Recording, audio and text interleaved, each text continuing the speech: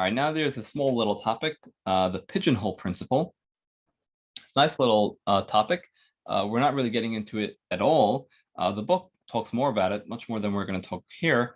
But I'm just gonna give you a little taste of it, and you'll see why it's called the pigeonhole principle. It's kind of a strange name. So suppose n objects are placed into k boxes. Okay, this is a typical way of formulating the principle. You have n objects, and you want to put them into a certain number of boxes. So we're going to discuss two cases. Let's say n is greater than k, meaning there are more objects than you have than there are boxes. Right? There are more objects than boxes. Then at least one box will contain multiple objects, right? Because you have too many things to divide into separate boxes. So there's going to have to be at least one box with containing multiple objects. What about if n is less than k? So what about if you have less objects than you have boxes?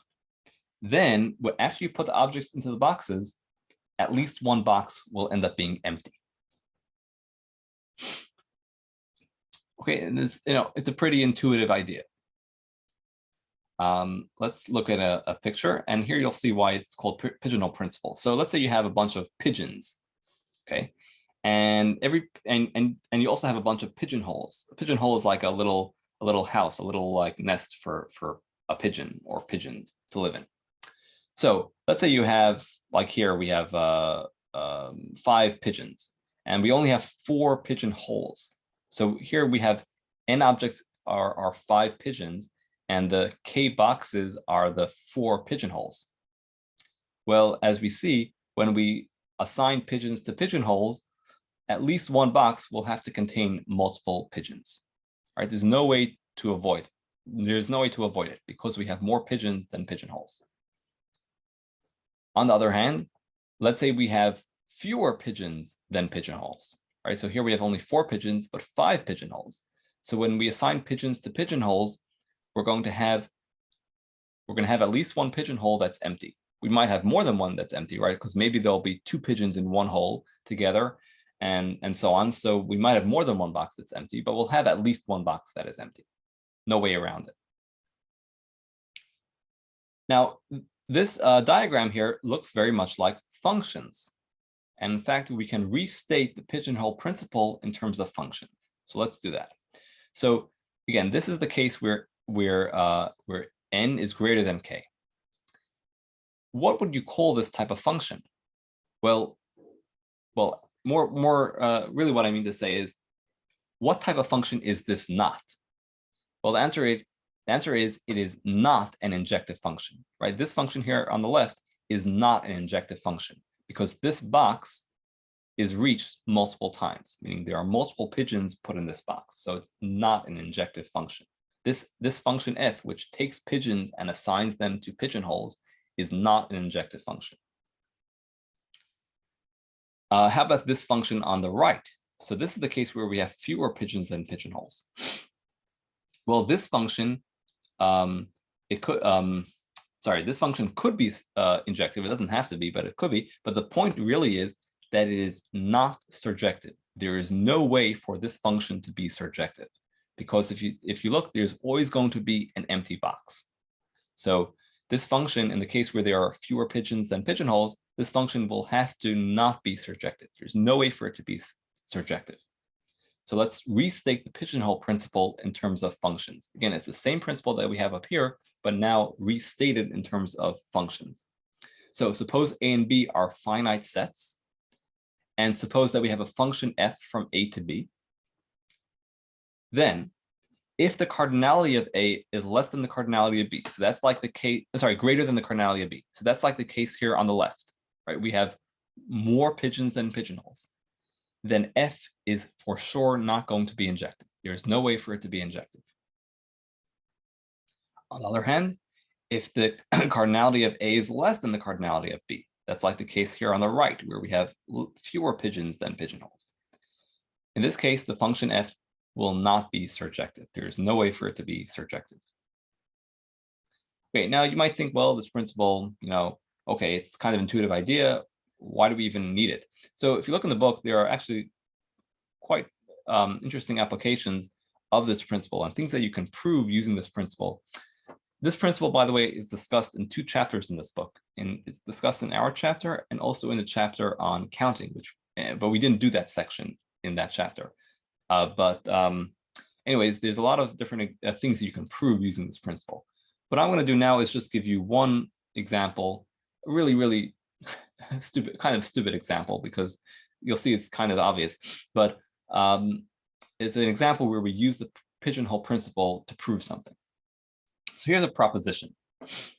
At least 2 different trees in Brooklyn have the same number of leaves.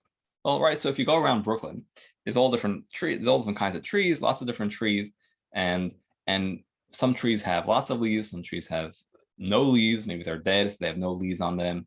Right? Now, if you count the number of leaves on all the trees, I guarantee this proposition says that there'll be at least 2 different trees that have the same number of leaves on them. Okay, that's the claim of the proposition, and we want to prove it. So here's the proof. So I start off by making 2 assumptions, and I think you'll agree with them. There are at least 1 million trees in Brooklyn. Okay, this I believe I looked up this data, and I think there's quite considerably more than 1 million, but a low estimate, let's say, would be 1 million trees in Brooklyn. Are you? Maybe it's not so obvious because on almost pretty much every block there are more people living than trees, and well, there are a few million people in Brooklyn, but anyways, it doesn't seem like there should be 1 million trees, but then you have to remember that there are lots of places in the borough, like parks and Prospect Park and various Marine Park and other parks, and just random places where there are no houses, where there are lots of trees growing, and in those places they often grow very crowded together.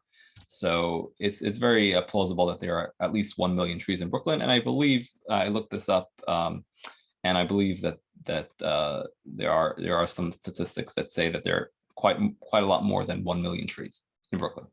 Whatever, if you don't like this number, then you can modify the proof. You can modify the numbers, and the proof will still work. But anyways, so let's assume that there are at least 1 million trees in Brooklyn. Another assumption is that no tree in Brooklyn has more than 500,000 leaves. I think that's a fair assumption. If you don't like that assumption, you can change it to 900,000.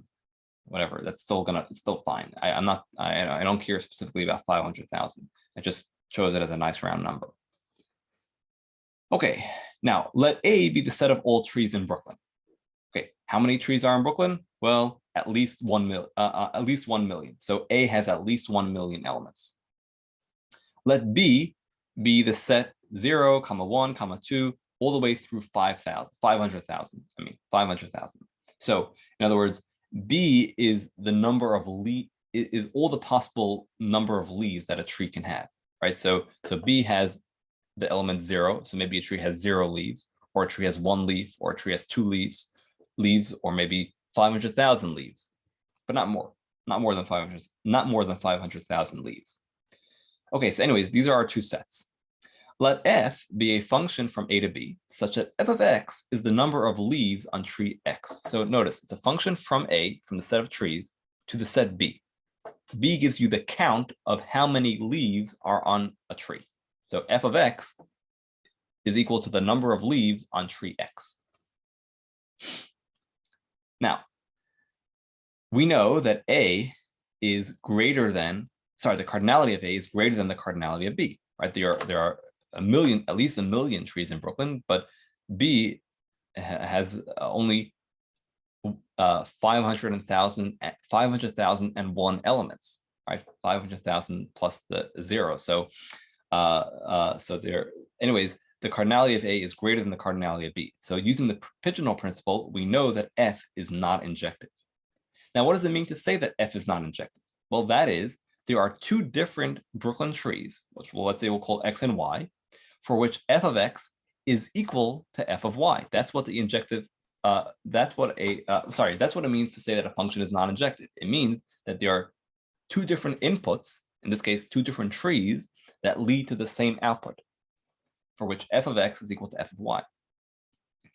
So, in other words, there are at least 2 different trees in Brooklyn with the same number of leaves, right? F of x equals f of y. What does that mean? It means they have the same number of leaves. So there are two or maybe more trees, at least two, maybe more. There are at least two trees in Brooklyn with the same number of leaves. Okay, kind of stupid, kind of obvious idea, but this just gives you a little taste of using Pigeonhole Principle in proofs. If you're interested in learning more, look in the book or watch the YouTube videos or whatever, you know, from other people. Anyways, that's the end of this topic. I mean, that's the end of the topic of Pigeonhole Principle. We still have more to do in functions. We still have to talk about composition of functions, and we have to talk about inverse functions, and then we'll be done functions. But we still have some more to do.